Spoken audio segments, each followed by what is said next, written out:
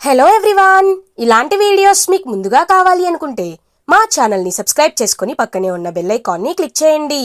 Upcoming రివ్యూలోకి వెళ్ళిపోదాం. మను అలా ఇంకా కార్లో వస్తూ ఉంటారు. అప్పుడే కార్ టైర్ పంచర్ అవడంతో మను కార్ దిగి కార్ టైర్ని చూస్తూ ఉంటాడు. అదే టైంకి ఒక రౌడీ కత్తితో వెనకాల నుండి మనుని పొడవాలి అని వస్తూ ఉంటాడు. మను అది సెన్స్ ఫీల్ అయ్యి వెంటనే ఆ రౌడీ కాలర్ పట్టుకుంటాడు. అక్కడికి 10 మంది రౌడీలు వస్తారు. అందరూ కలిసి పాపం మను సింగిల్గా ఉండేసరికి మనుని బాగా కొడుతూ ఉంటారు. మను కూడా వాళ్ళతో ఫైట్ చేస్తూ ఉంటాడు. ఇంకందరు రౌడీలని మనుని గట్టిగా పట్టుకుంటారు. ఒక రౌడీ, రేయ్ ఇవాళ నా చేతిలో అయిపోయావురా అని ఇంకా కరెక్ట్గా మనుని వచ్చి పొడవాలి అని చూసేసరికి ఒక చెయ్యి అడ్డుపడుతుంది మనుకి. ఎవరా అని అందరూ అటుగా చూసేసరికి అక్కడ మహేంద్ర ఉంటారు. ఒక్కసారిగా రౌడీలందరూ షాక్ అయిపోతారు. ఇంకా మహేంద్ర ఆ రౌడీని గట్టిగా ఒక్కటి కొడతాడు. ఆ రౌడీ దెబ్బకి కళ్ళు తిరిగి పడిపోతాడు. అలా ఇంకా కొంతమంది రౌడీలని మహేంద్ర, కొంతమంది రౌడీలని మను ఇద్దరు కలిసి బాగా కొట్టి రౌడీలందరినీ ఫినిష్ చేస్తారు. అదే టైంకి కరెక్ట్గా ఒక రౌడీ కావాలనే కత్తి తీసుకొని మహేంద్రపై అటాక్ చేయాలని చూస్తే అదే టైంకి మను అదంతా చూసి మహేంద్రకి అడ్డుగా వెళ్తాడు.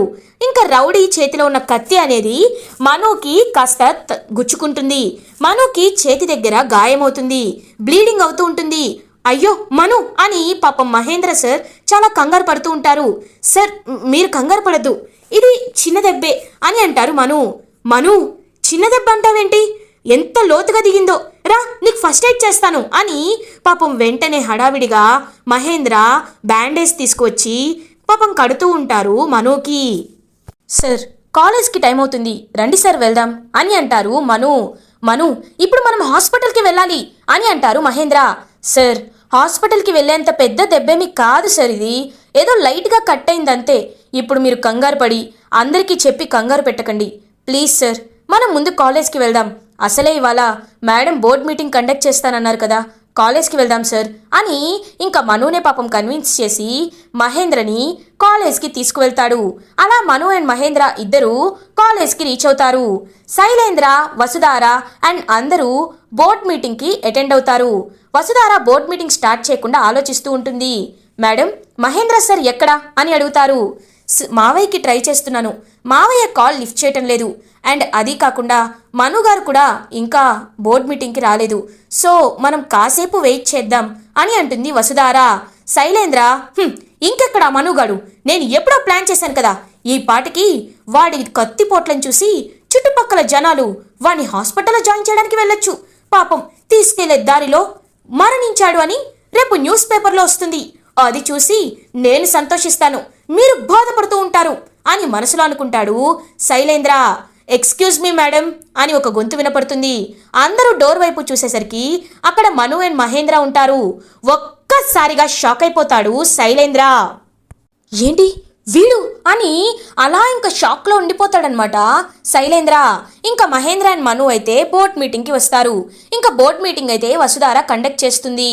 మిషన్ ఎడ్యుకేషన్లో న్యూ స్కీమ్స్ అనేవి ఇంట్రడ్యూస్ చేయాలని మినిస్టర్ గారు నాతో మాట్లాడడం జరిగింది. కాబట్టి ఫ్రీ బస్ ఫెసిలిటీ ప్రపోజల్ని మినిస్టర్ గారికి చెప్పడం జరిగింది. మినిస్టర్ గారు చాలా హ్యాపీగా వాటిని యాక్సెప్ట్ చేశారు. చదువుకోవడానికి పిల్లలు ఫ్రీ బస్ ఫెసిలిటీ ప్రొవైడ్ చేస్తే ఖచ్చితంగా ఆ ఫెసిలిటీస్కి వాళ్ళు హ్యాపీగా ఫీల్ అవుతారు, ఎంత దూరమైనా చదువుకోవడానికి వస్తారు, పేరెంట్స్కి కూడా ఇబ్బంది కలగదు. కాబట్టి ఇంకా ఇలాంటి ఆలోచనలు ఉంటే ఏదైనా తీసుకురమ్మని చెప్పారు. మేడం అనుపమ మేడం, మీకు మిషన్ ఎడ్యుకేషన్లో ప్రాజెక్ట్ వర్క్స్ అప్పచెప్పాం కాబట్టి ఎలాంటి బస్తీలకు వెళ్ళాలి, ఇంకా ప్రాబ్లమ్స్ ఏమేమి తెలుసుకోవాలనే విషయాలు నాకు తెలియాలి, కాబట్టి మీరు కొంచెం ఆ లిస్ట్ అనేది నాకు త్వరగా ప్రిపేర్ చేసి ఇవ్వండి అని చెప్తుంది వసుధార. తప్పకుండా వసుధార, ఇప్పటికే ఆల్మోస్ట్ లిస్ట్ కంప్లీట్ అయింది, అయిపోయాక నీకు తీసుకువచ్చి ఇస్తాను. నువ్వు ఏ బస్తీలు విజిట్ చేయాలి, ఎక్కడికి వెళ్తే సరిపోతుంది అనేది నేను హైలైట్ చేసి ఇస్తాను అని అంటారు అనుపమ. ఇంకా వసుధార హ్యాపీగా ఫీల్ అవుతుంది.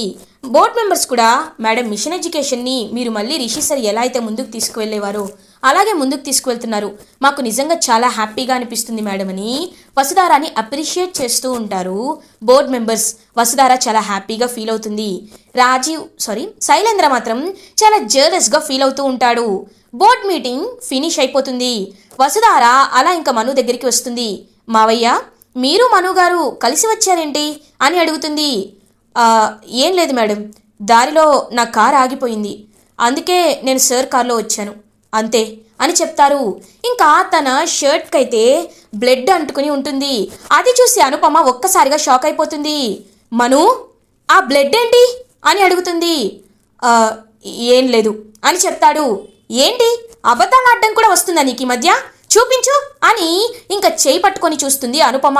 ఇంకా అలా మను చేతికి కట్టవడం, ఫస్ట్ ఎయిడ్ చేయడం చూసి ఒక్కసారిగా ఎమోషనల్గా ఫీల్ అవుతుంది అనుపమ. "మను, ఏంటి ఏంటి నాన్న ఇది" అని చాలా ఎమోషనల్గా ఫీల్ అవుతుంది. "చిన్న దెబ్బే, అంత ఏడవలసిన అవసరం లేదు" అని అంటాడు మను. "పిచ్చా నీకు? ఏం మాట్లాడుతున్నావు నువ్వు? ఇంత పెద్ద గాయమైతే చిన్న దెబ్బ అంటావా? మహేంద్ర, అసలు ఏం జరుగుతుంది ఇక్కడ? మనుకి ఇంత పెద్ద గాయమయ్యాక హాస్పిటల్కి తీసుకువెళ్లకుండా డైరెక్ట్గా కాలేజ్కి తీసుకువస్తావా?" అని అడుగుతుంది అనుపమ. "నేను అదే చెప్పాను అనుపమ, కానీ తనే కాలేజ్కి వస్తానన్నాడు" అని అంటారు మహేంద్ర. "వాడు చిన్నవాడు మహేంద్ర, అలాగే అంటాడు, నీకైనా తెలియద్దా? అయినా చూడు ఎంత పెద్ద గాయమైందో" అని అనుపమ చాలా ఎమోషనల్గా ఫీల్ అవుతుంది. ఇంకా వసుధార, "మేడం, మను గారికి గాయమైతే మీరెందుకు అంత ఎమోషనల్గా ఫీల్ అవుతున్నారు?" అని అడుగుతుంది. అప్పుడు రియలైజ్ అవుతుంది అనుపమ. ఇంకా వెంటనే మను వైపు చూస్తుంది. మను కూడా అనుపమ వైపు చూస్తారు. ఏమీ మాట్లాడకుండా అక్కడి నుండి వెళ్ళిపోతుంది అనుపమ.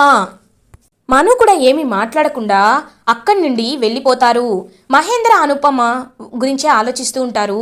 వసుధార కూడా మహేంద్రతో, "చూసారా మావయ్య, ఇవాళ మను గారికి గాయమైతే అనుపమ మేడం ఎంతలా తల్లడిల్లిపోతున్నారో. ఖచ్చితంగా వీరిద్దరి మధ్యలో ఏదో గతం ఉంది మావయ్య" అని అంటుంది వసుధార. "అవునమ్మా, నిన్నటి వరకు నాకు అనుమానం మాత్రమే ఉండేది, కానీ ఇవాళ అనుపమ ప్రవర్తన చూస్తుంటే నాకు ఆల్మోస్ట్ కన్ఫర్మ్ అయింది. వీళ్ళిద్దరి మధ్యలో ఏదో గతం ఉంది. అది ఏంటి అనేది ఖచ్చితంగా నేను తెలుసుకుంటాను" అని చెప్తారు మహేంద్ర. ఇది ఇలా ఉండగా లంచ్ టైం అవుతుంది. ఇంకా అందరూ లంచ్ చేస్తూ ఉంటారు. పాపం మను మాత్రం చాలా ఇబ్బంది పడుతూ ఉంటారనమాట లంచ్ చేయడానికి. ఎందుకంటే తన చేతికి గాయం అవడం వల్ల పాపం చాలా ఇబ్బంది పడుతూ ఉంటారు మను. అనుపమ ఇదంతా దూరం నుంచి చూస్తూ ఉంటుంది, కానీ తను ముందుకు వెళ్ళలేని పరిస్థితి. భగవంతుడా, ఇలాంటి పరిస్థితి ఎవ్వరికీ రాకూడదు. మనుకి వెళ్ళి నా చేత్తో తినిపించాలనిపిస్తుంది, కానీ ఎవరైనా చూస్తే లేనిపోని అనుమానాలు వస్తాయి, కాబట్టి ఎలా అని చాలా బాధపడుతూ ఉంటుంది అనుపమ. అదే టైంకి ఏంజెల్ కాలేజ్కి వస్తుంది. మను దగ్గరికి వస్తుంది. "హాయ్ మను." "మను, ఏంటి చేతికి ఆ గాయం?" అని అడుగుతుంది. "ఏం లేదు, చిన్న దెబ్బే" అని అంటారు మను. "చిన్నదంటావేంటి మను? కనీసం నువ్వు భోజనం కూడా చేయలేకపోతున్నావు. ఆగు" అని ఇంకా ఏంజలే తన చేత్తో తన స్పూన్తో అయితే తినిపిస్తూ ఉంటుంది మనుకి. ఇంకా మను అలా చూస్తూ ఉంటాడు ఏంజల్ వైపు. "ఏంటి ఇంత క్లోజ్గా బిహేవ్ చేస్తున్నానా? నేను అంతే, ఎవరైనా నాకు నచ్చితే ఇంతే క్లోజ్ అయిపోతాను. అయినా ఫ్రెండ్షిప్ అంటే ఇలాంటివన్నీ ఉంటాయి కదా" అని ఇంకా భోజనాన్ని తనైతే తినిపిస్తుందనమాట ఏంజల్ మనుకి. మను ఇంకా అలా ప్రేమగా చూస్తూ ఉంటాడు ఏంజల్ వైపు. ఏంజల్ కూడా, "ఏమీ మొహమాట పడద్దు, నువ్వు ఇంట్రోవర్ట్లా ఉన్నావు, ఇలా ఉంటే కష్టం" అని ఇంకా తినిపిస్తూ ఉంటుంది ఏంజల్. ఇదంతా దూరం నుంచి చూస్తూ అనుపమ హ్యాపీగా ఫీల్ అవుతుంది. ఇది ఇలా ఉండగా శైలేంద్ర రాజీవ్ మీట్ అవుతారు. "మళ్ళీ ప్లాన్ ఫ్లాప్ అయిందా భయ్యా?" అని అడుగుతాడు రాజీవ్. "ఎలా చెప్పావు?" అని అడుగుతాడు శైలేంద్ర. "నీ మొహం చూస్తుంటేనే అర్థమవుతుందిలే. అయినా ఈ మనుగాన్ని మనమేమీ చేయలేమా?" అని అడుగుతారు. "చెయ్యొచ్చు, కానీ నాకు ఒక విషయం అర్థమవుతుంది. కేవలం బలంతో మాత్రమే వాడిని మనం ఎదుర్కోలేం. ఎందుకంటే మనం ఎలాంటి ప్లాన్ వేసినా వాడు తిప్పి కొడుతున్నాడు. వాడు ఎలాంటి పని చెయ్యలేని, వాడి చేతులు కట్టి పడేసేలాంటి ప్లాన్ని ఈసారి మనం ప్లాన్ చేయాలి" అని అంటాడు శైలేంద్ర. "ఏంటి భయ్యా, ఏంటా ప్లాను?" అని అడుగుతాడు. "మను గతం" అని అంటారు శైలేంద్ర. రాజీవ్ అలా చూస్తూ ఉంటాడు. "నాకు అర్థం కాలేదు భయ్యా" అని అంటాడు రాజీవ్. "అవును, నేను ఎప్పుడు గమనిస్తూ ఉన్నాను. అసలు నువ్వు ఎక్కడి నుండి వచ్చావంటే చెప్పడు, నీ అమ్మా నాన్న ఎవరంటే చెప్పడు, నీ గతం ఏంటంటే చెప్పడు, ఎక్కడ చదువుకున్నావంటే చెప్పడు, ఎక్కడ పని చేసావంటే చెప్పడు. ఇన్ని విషయాలు దాచిపెడుతున్నాడంటే ఖచ్చితంగా వాడి వెనకాల ఏదో పెద్ద ఫ్లాష్ బ్యాకే ఉండుండాలి. ఆ ఫ్లాష్ బ్యాక్ ఏంటో మనం తెలుసుకోవాలి. ఖచ్చితంగా అది మనకి ఉపయోగపడే తీరుతుంది. వాడి జీవితం నాశనం అయిపోవడానికి వాడి మనసుపై కారం చెల్లితే చాలు" అని అంటాడు శైలేంద్ర. "నువ్వు చెప్తుంది నిజమే భయ్యా, ఎందుకంటే వాడిని మనం రౌడీని పెట్టినా ఎవరో ఒకరు కాపాడుతున్నారు, ఏం చేసినా వాడికి తెలిసిపోతుంది. కాబట్టి వాడి నోరు కట్టి పడేసేలాంటి ఫ్లాష్ బ్యాక్ ఏదైనా మనకి తెలిస్తే మనకి ప్లస్ అవుతుంది, వాడికి మైనస్ అవుతుంది అని ఇంకా ఆలోచిస్తూ ఉంటాడు రాజీవ్. ఇది ఇలా ఉండగా నైట్ అవుతుంది. ఇంకా అందరూ ఇంటికి రీచ్ అవుతారు. ఇటువైపు మను మాత్రం చాలా బాధపడుతూ ఉంటాడు. మను దగ్గరికి వాళ్ళ బామ్మగారు వస్తారు. మను, నువ్వు ఎందుకింత బాధపడుతున్నావో నాకు అర్థమైంది. అనుపమ అంతా నాకు కాల్ చేసి చెప్పింది అని అంటారు. తెలుసు కదా ఓల్డీ, తెలుసు కదా ఏం చెప్పారు. అసలు నాకు ఏం చేయాలో అర్థం కావట్లేదు ఓల్డీ. అసలు నేను ఎవరు? ఈ ప్రశ్నలకి సమాధానం నాకు ఎలా తెలుస్తుంది ఓల్డీ అని అడుగుతాడు మను. చూడు మను, కాలంతోనే సమాధానాలు వస్తాయి. ఎలా అని చెప్తే నేను చెప్పలేను అని అంటారు అనుపమ గురించి. ఇంకా అనుపమ వాళ్ళ పెద్దమ్మ, లేదు ఓల్డీ, నాకు ఇవాళ నిజాలు తెలియాలి అని అంటారు. ఏం తెలియాలి అని ఒక గొంతు వినపడుతుంది. అనుపమ ఇంకక్కడే ఉంటుంది. ఒక్కసారిగా మను అనుపమని చూసి షాక్ అయిపోతాడు. అనుపమ మను ఇంటికి వస్తుంది. చెప్పు, ఏం తెలియాలి అని అడుగుతుంది. మీకు తెలీదా అని అంటాడు మను. నువ్వడిగే ప్రశ్నకి సమాధానం నేను చెప్పలేను, ఇబ్బంది పడుతున్నాను అని చెప్పాను కదా, మళ్ళీ మళ్ళీ ఎందుకు అడుగుతున్నావు అని అడుగుతాడు అనుపమ. మరి ఎందుకు నాతో ఇంత ప్రేమగా ఉంటున్నారు? ఎందుకు నాకు అమ్మ ప్రేమని పంచుతున్నారు? మీరు నాకు ఏమీ కానప్పుడు మీరు నాకు ఎన్నో విధాలుగా ఎందుకని సహాయం చేస్తున్నారు? నన్ను మీరు చాలా ప్రేమగా చూసుకుంటారు, కానీ నాన్న ఎవరు అని అడిగితే మాత్రం సమాధానం చెప్పరు. ఎందుకు అని అడుగుతాడు మను. ఆ ప్రశ్నలకి సమాధానం నీకు త్వరలో తెలుస్తుంది అని అంటుంది అనుపమ. లేదు, నాకు ఇప్పుడే తెలియాలి, తెలిసి తీరాలి. అసలు నేను ఎవరు? నా పుట్టుక ఏంటి? మా నాన్నెవరు? మా అమ్మ ఎవరు? అసలు నేను ఎవరు అని అడుగుతాడు మను. ఇందిరాదేవి అనుపమ వాళ్ళ పెద్దమ్మ అనుపమతో, చూడు అనుపమ, ఏదో ఒక టైంలో ఈ విషయం బయట పడాల్సిందేనని చిన్నప్పటి నుండి నువ్వు అనుకుంటున్నావు, నేను అనుకుంటున్నాను. ఆ సమయం ఇప్పుడేనని నా మనసుకి అనిపిస్తుంది. ఇక నువ్వు మనసులో ఏది దాచుకోవద్దమ్మా. నిజాన్ని మనుతో చెప్పు, మను ఖచ్చితంగా అర్థం చేసుకుంటాడు అని అంటుంది అనుపమ. ఈ అనుపమతో అనుపమ వాళ్ళ పెద్దమ్మ, చెప్పండి, నిజం చెప్పండి అని అడుగుతాడు మను. సరే, నిజం చెప్తాను, నువ్వు మహేంద్ర కొడుకువి అని అంటుంది అనుపమ. ఒక్కసారిగా మను షాక్ అయిపోతాడు. వాట్ అని అంటారు. ఇంకా ఫ్లాష్ బ్యాక్లోకి వెళ్తారు అనుపమ. జగతి మేడం ప్రెగ్నెంట్గా ఉన్నప్పుడు అనుపమనే అన్నీ చూసుకునేవారు. ఇంకా చాలా హ్యాపీగా ఫీల్ అయ్యేవారనమాట. అనుపమ ఇంకా దగ్గరుండి ట్యాబ్లెట్స్ ఇవ్వడం కానీ, ఫుడ్ తినిపించడం కానీ, కథలు చెప్పడం కానీ జగతి మేడంకి అన్నీ చూసుకునేవారు. అలా జగతి మేడం కూడా, నాకు నిన్ను చూస్తుంటే చాలా సంతోషంగా ఉంది అనుపమ, నిజంగా నువ్వు పెళ్లి చేసుకోవచ్చు కదా అని అడుగుతుంది జగతి మేడం. లేదు, నాకు నువ్వున్నావు, నిన్ను మహేంద్రని జీవితాంతం హ్యాపీగా ఇలా చూస్తూ ఉండిపోతాను, నాకు పెళ్ళి అనే ఆలోచనే లేదు అని అంటారు అనుపమ. ఏమో, నాకసలు నీ రుణం ఎలా తీర్చుకోవాలో అర్థం కావట్లేదు. ఒకవేళ నా పొట్టలో ఉన్నది కమల పిల్లలైనా బావుండు, ఒక బిడ్డని నీకిచ్చేదాన్ని అని అంటుంది జగతి మేడం. ఒకవేళ అది నిజమైతే నిజంగా నాకిస్తావా అని అంటుంది అనుపమ. ఖచ్చితంగా ఇస్తాను అని జగతి మేడం మాటిస్తారు.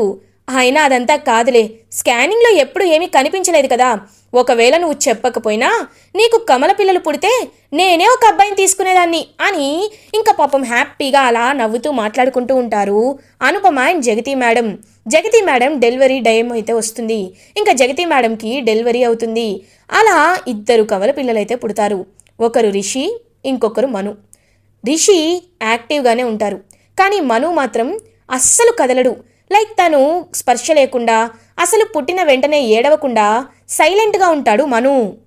అనుపమ ఇంకా జగతి దగ్గరికి వస్తారు. అలా ఒక బాబు కదలకుండా ఉండడం చూసి పాపం అనుపమ చాలా బాధపడతారు. బాబుకి ఊపిరి ఆడటం లేదు అని చెప్తారు నర్స్. ఇప్పుడు చనిపోయిన బిడ్డ పుట్టాడంటే జగతి చాలా బాధపడుతుంది. అయినా స్కానింగ్లో తెలియకుండా కమల పిల్లలు పుట్టే ఛాన్స్ ఉందా అని అడుగుతుంది అనుపమ. ఎందుకు లేదు, ఒక్కొక్కసారి అది స్కానింగ్లో కనిపించదు, కానీ ఇప్పుడు ఇది నిజంగా మిరాకిల్ అనే చెప్పొచ్చు అని అంటారు డాక్టర్స్ కూడా. పాపం అనుపమ ఆ చనిపోయిన బిడ్డని తీసుకొని ఈ విషయం ఖచ్చితంగా జగతికి మహేంద్రకి తెలిస్తే వాళ్ళు చాలా చాలా చాలా బాధపడతారు. చనిపోయిన బిడ్డ పుట్టినందుకు చాలా ఫీల్ అవుతారు. కాబట్టి ఈ నిజాన్ని తెలియనివ్వకూడదు అని పాపం ఇంకా మనుని అలా సీక్రెట్గా తీసుకువెళ్ళిపోతుంది అనుపమ. ఇంకా అలా అప్పుడే డెలివరీ అయింది, లైక్ రిషి పుట్టాడని మహేంద్ర, జగతి మేడం అందరూ చాలా హ్యాపీగా ఫీల్ అవుతారు. అనుపమ ఎక్కడని వెతికితే తనైతే ఎక్కడా కనిపించదు. అలా ఇంకా చనిపోయిన బిడ్డని అలా తీసుకొని వెళ్ళిపోతూ ఉంటుంది అనుపమ. అదే టైంకి కరెక్ట్గా మనుకి గట్టిగా ఊపిరి వచ్చి అప్పుడు ఏడవడం స్టార్ట్ చేస్తాడు. అలా ఇంకా మను కూడా బ్రతికే ఉండడం చూసి అనుపమ ఆశ్చర్యపోతుంది. ఇప్పుడు ఈ బిడ్డని తీసుకువెళ్తే ఖచ్చితంగా మహేంద్రకి, జగతికి ఏమనుకుంటారు? లేదు, వీణ్ణి నా దగ్గరే పెంచుకోవాలి, మహేంద్రకి, జగతికి గుర్తుగా వీణ్ణి నేనే పెంచుకోవాలి అని ఫిక్స్ అయ్యి పాపం అనుపమ అలా ఇంకా ఇందిరాదేవి లైక్ అనుపమ వాళ్ళ పెద్దమ్మ దగ్గర తనని మనుని వదిలేసి అలా మనుని పెంచడం స్టార్ట్ చేస్తారు అనుపమ. ఇదంతా విన్న మను, మరి ఇదంతా నాకు ఎందుకు ముందే చెప్పలేదు అని అడుగుతారు. ఏం చెప్పమంటావు మను? నిన్ను అర్ధాంతరంగా తీసుకువెళ్ళి ఒకవేళ నువ్వే మహేంద్ర జగతీల కొడుకు అని చెప్పినా వాళ్ళ ఇంట్లో దేవయాని అని ఉంటారు, తెలుసు కదా నీకు. ఆవిడ ఎలాంటిదో తెలుసా నీకు? తను ఎంత స్వార్థపరురాలో, తను ఎంత అవకాశవాదో నీకు తెలీదు. నిన్ను తీసుకువెళ్ళి నేను వాళ్ళకి ఇచ్చేద్దామనుకునే లోపే జగతి అక్కడి నుండి వెళ్ళిపోయింది అనే విషయం నాకు తెలిసింది. మహేంద్రపై నాకు చాలా కోపం వచ్చింది. కాబట్టి మహేంద్ర దగ్గర ఉంటే నిన్ను కూడా ఎలా పెంచుతాడోనని భయం వేసే ఇన్నాళ్ళు నిన్ను దూరంగా పెట్టాను. కానీ ఇప్పుడు రిషి లేని టైంలో నువ్వు వచ్చి నువ్వే ఈ DBST కాలేజ్కి వారసుడివి అవుతావనే విషయాన్ని అందరికీ తెలిస్తే ఇది ఖచ్చితంగా కుట్ర అని నిన్ను నానా మాటలు అంటారు. నిన్ను ఎవ్వరూ ఏమీ అనడం నాకు ఇష్టం లేదు మను అని అంటుంది అనుపమ. ఇంకా మను అలా ఎమోషనల్గా అనుపమ వైపు చూస్తారు. ఇదంతా దూరం నుంచి మహేంద్ర వినేస్తారు. ఇంకా మహేంద్రని చూసి ఒక్కసారిగా షాక్ అయిపోతారు మను అండ్ అనుపమ. ఇలా ఎపిసోడ్ ఎండ్ అవుతుంది. ఫర్దర్ ఎపిసోడ్ రివ్యూస్ ముందుగా మీకు కావాలి అనుకుంటే మా ఛానల్ని సబ్స్క్రైబ్ చేసుకోండి. Thanks for watching.